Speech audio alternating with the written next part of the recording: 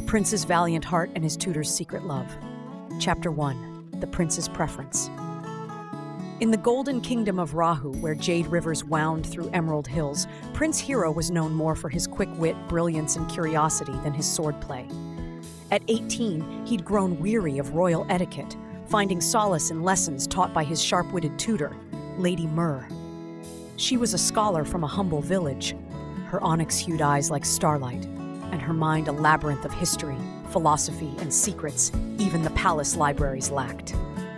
Though common-born, Myrrh carried herself with a quiet grace that made Hero's heart flutter whenever she corrected his Latin, listened to his opinions on present edicts, or laughed at his jests.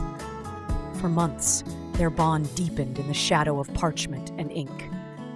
Hero memorized the curve of her smile more diligently than any treaty, while Myrrh, ever disciplined, buried her flickering feelings beneath duty. But one autumn evening, as she recited poetry, "Love alters not with his brief hours and weeks, but bears it out even to the edge of doom," Hero dared to gently clasp her dainty hand with his large manly one.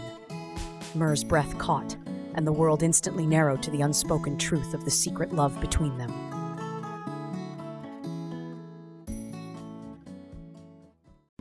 Chapter 2. The King's Reaction. King Paharon of Rahu, a ruler hardened by decades of war and diplomacy, soon discovered their hidden promise. "A prince does not wed a tutor," the livid monarch thundered, slamming his golden goblet onto the feasting table.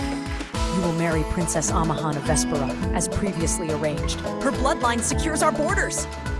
Hero refused, his firm defiance echoing through the castle walls. "I'd sooner renounce my title than my heart." Banished to the northern tower, Hero carved letters to Myrrh with a dagger's tip on soap bars and wax candles, smuggling them via a loyal squire. Myrrh, risking exile, replied with coded messages through the books. The prince was still required to study despite his imprisonment. Distance and absence only sharpened their resolve. Chapter 3. Unexpected Results. When Princess Amihan finally arrived for a diplomatic visit, Hero confessed his love for Myrrh, openly citing it as his reason to reject marrying anyone else. To his shock, Amihan, a romantic herself, allied with him, declaring, "A forced union breeds only rot. Let me tell your father that I refuse to take you as a husband so you can be with your beloved." Meanwhile, Myrrh's wisdom quietly won the kingdom's heart. She mediated a feud between merchants, unraveled a plot against the crown, and healed the sick during a fever outbreak. The people adored her, murmuring, "She wears compassion like a crown." King Paharon, though stubborn, was no fool. Witnessing Myrrh's brilliance and his heir's unyielding devotion, he relented. "A king must know when to bend," he sighed in defeat as he clasped his son's broad shoulders. "Let your tutor teach me humility."